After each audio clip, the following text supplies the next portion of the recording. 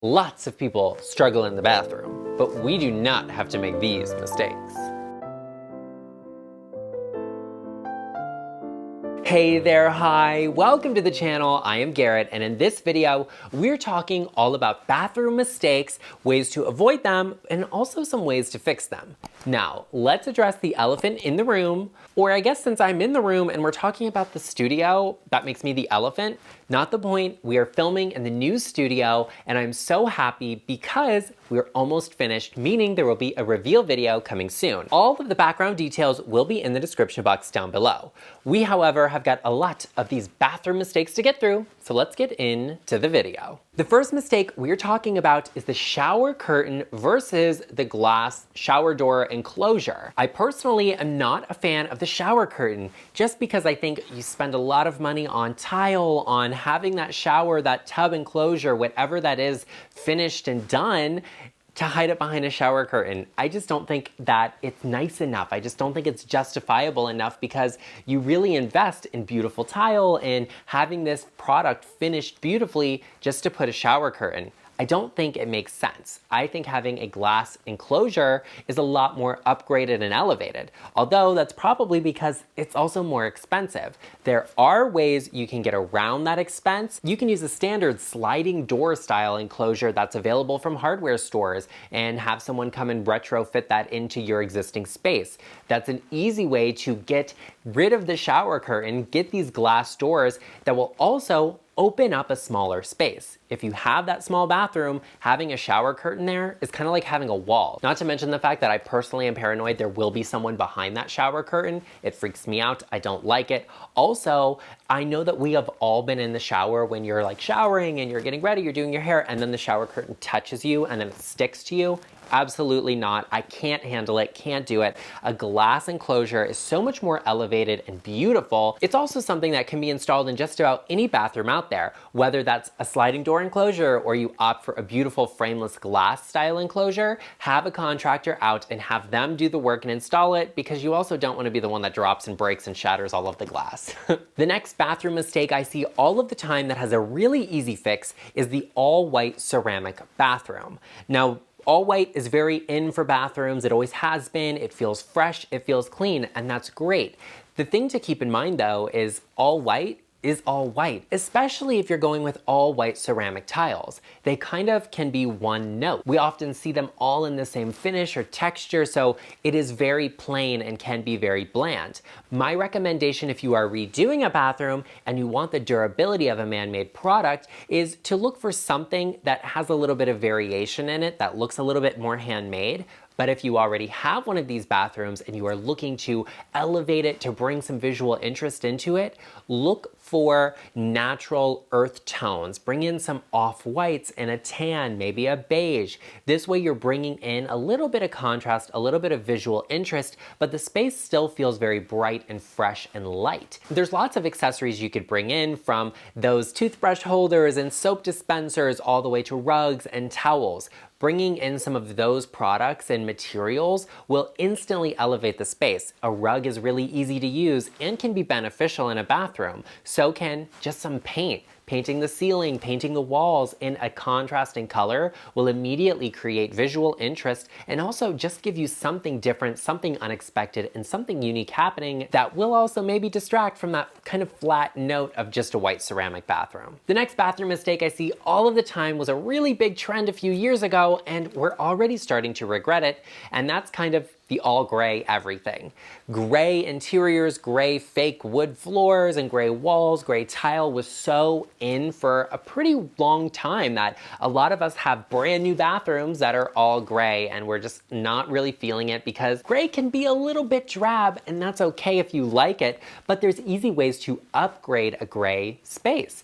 The first way is to bring in more gray. Some variations in tone, some warmer grays to contrast with some of the cooler grays. That way you're getting variation, you create visual interest, and you actually have a space that has a very minimalistic color scheme. It's an easy way to upgrade that space. If you have a gray space and you are like, Garrett, I don't want any more gray, I feel your pain, I recognize it, and I see that. What you can do is bring in a warmer tone to contrast that with.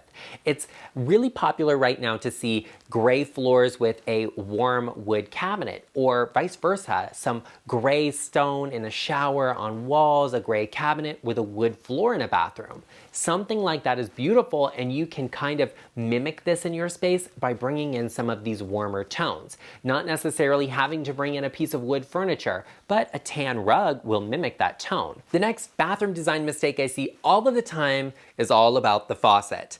I cannot stand a 4-inch faucet. These are kind of the ones that have the handles and the faucet all in one. It doesn't look luxurious, it doesn't look elevated, because it's not. And a lot of times we see these because it's actually very affordable to do this. One of the ways you can upgrade a faucet like this is by actually seeing if you can retrofit in an 8-inch widespread faucet. How this would happen is, if that smaller 4-inch faucet has a single hole drilled in your countertop, it means that you can add some extra holes to have a widespread faucet put in. Have a plumber out to do this. You can also have stonemasons come out to drill the holes in the countertop. That way you don't damage anything, but you can then change that out for a more luxurious faucet. If you are completely redoing a bathroom, one of the most popular luxurious bathroom trends at the moment is actually the wall-mounted faucet. It's beautiful, it's a little bit more minimalistic, it's luxurious and elevated. What I want you to keep in mind, however, is that if you have children or maybe you have accessibility issues, it will not be reachable for those people. You can't actually reach over the sink if you're small, if you're short, if you're a little kid. It's not possible. If you have to sit down, it's not reachable. Having a faucet that's actually on the countertop is just a little bit more accessible. Before we move on to me saving the world one bathroom mistake at a time, be sure you take a moment to support the channel by hitting the subscribe button and turning on the bell notification to get notified every time I upload. After you have done that, let me know in the comment section down below so I can take a moment to personally welcome you to the channel. Now, the next bathroom mistake I have to share with you is actually something that you all have mentioned to me in the comment section is a problem for you. Some people only have one bathroom in their house. They have one main bathroom that their entire family shares. How you can overcome this is actually by adding in a door between your vanity and the shower and toilet area. This requires a little bit of renovation, and I definitely recommend you have a contractor out to see if this is possible in your space. But what this will do is allow one person to be in the bathroom showering while someone else is getting ready. If you have a family that's using that bathroom, if there's 2 or 3 people all having to share that one space, having the ability to divide that space in 2 actually makes it double the space in the same amount of space. That same amount of square footage doubles in usability. Having the ability for one person to get ready while another person is also getting ready will make the space so much more convenient and get you so much more usage out of it. And it could really, really benefit a space where you can't add another bathroom, where you can't afford at the moment to add that second bathroom. Maybe your house is just not big enough and you don't have the square footage for it. It will take that one space and turn it into 2 while maintaining all of the usability and the functionality. It's something worth considering if you are in the position or you know someone that's in the position of having this issue where you only have the one main bathroom in your house. Look into it, consider it, and think about it because it could be a game changer for you and your home. The next mistake I see all of the time is all about the loud tile. I think loud tile is great in a very small space. Put it in a powder room, maybe in your butler's pantry. In a main bathroom, however, this can get very old very quickly. It takes a certain person and a certain commitment to stick with this, to make it work, and to love this for forever.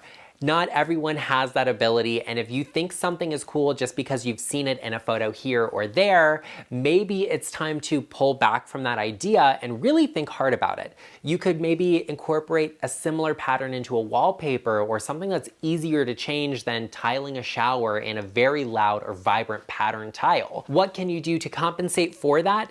Well, there's not all that terribly much you can do because if you have that tile, it's already installed. I recommend bringing in some accessories accessories that have similar tones but are solid in nature, a solid towel, a rug, the toothbrush holder, to pull some of that color into a more grounded element. Just keep in mind how you will feel about that space in the long term and not just how it's gonna look in some photos or as soon as it's done. The next bathroom mistake I see all of the time is overcompensating with decor. A bathroom is a space you use. It's like a kitchen. You don't want to have a ton of stuff on the countertops or all over the place because you actually have to use that space. Having a ton of things or decorations around will clutter it up and make it look full. The most you really want to bring into a bathroom that's not necessary is maybe some artwork, and then I would use some of the essential items or finishes in that space to make up for that. Have some beautiful stones, some veining, some visual interest through maybe a wallpaper or your paint color. Bring in some beautiful towels or a rug into the bathroom that will then fill the space and make it feel lively without having to have things that serve no purpose in that space, because a bathroom needs to be used. It doesn't just need to be filled with decor to compensate for the fact that you don't have something else that's bringing visual interest into that space. You could bring in a beautiful mirror. You need that in a bathroom. You have to see yourself. Why not have that be the piece that speaks the loudest as opposed to having a vase full of pampas grass on the counter? Not necessary, kind of just cluttering dust and not bringing anything we need into the space. So have things that are essential that will allow the space to have the impact it so deserves without just having a ton of stuff all over the place. That actually reminds me all about my lighting mistake video that you definitely do not want to miss out, because the lighting is essential. It's key to any space, especially a smaller space like a bathroom, and you do not want to miss out on that video because lighting will make or break any room, any space in your home. And it will of course be linked in the description box down below. The next bathroom mistake I see all of the time is all about the ceiling. On this channel, in my life, in my design, in my practice, you know the ceiling is the most important aspect of a space to me because you have the most unused square footage, meaning you have the opportunity to make a big impact, especially in a small space. I think a ceiling is a great place to bring in some visual interest, some color, some contrast. I recently saw the most beautiful space, the most beautiful small bathroom that had a black ceiling. It had gorgeous crown molding and a ceiling rose, brass fixtures, but the black of the ceiling was so impactful and beautiful, and it didn't do anything to make the space look smaller. That's a great way to incorporate some color, some visual interest into a space. Let's say you have a blue tile floor in your bathroom. Why not paint the ceiling blue to match? Create some continuity between the two, bring in some visual interest, something unexpected. You don't even necessarily have to paint all of the walls in that space, but if you are painting the walls, why not also paint the ceiling? That is a great way to create some visual interest, to bring something interesting into the space, something that our eyes are craving. That's a really great place to take advantage of a small space like this because you don't have a lot of floor space, you don't have a lot of wall space in a bathroom, but you do have a good amount of ceiling space. Do something interesting, do something vibrant and unique to that, and it will definitely create the impact your bathroom so desperately needs. The next bathroom mistake I see all of the time isn't so much a mistake as something I need your opinion on, and that is the towel bar versus the hook. Now, it has been told to me that towels don't dry properly on a towel bar. I personally don't have experience with that because I'm not the person that reuses bath towels. And I know people are gonna say, but Garrett this and Garrett that. I'm just not doing it. I don't care. I'm not reusing a bath towel because I don't feel like they dry the same way. So if you reuse your bath towel, do you hang it on a hook? Or do you hang it on the towel bar? In my bathroom, I personally prefer the towel bar because it's just a little bit more visually appealing. I can kind of rest my towel there before I get into the shower. But what do you use in your bathroom? Are you a fan of the hook or are you a fan of the towel bar? I like the hook because you can actually put them on the back of the door, meaning you save wall space, you get the convenience of having it there, but it's out of the way. And if you leave the bathroom door open, you can't see it. That's a really great way to bring in a convenience factor that's also hidden and tucked away. I want to hear from you. What do you use in your bathroom and what is your opinion on the towel hook versus the towel bar? The next bathroom mistake we are talking about is all about faux marble. And I don't think faux marble is necessarily a mistake. It's not something I personally use in my home because I don't find the maintenance of marble is all of that extreme. I think some people are a little bit over dramatic about it, and that's okay. Love that for them.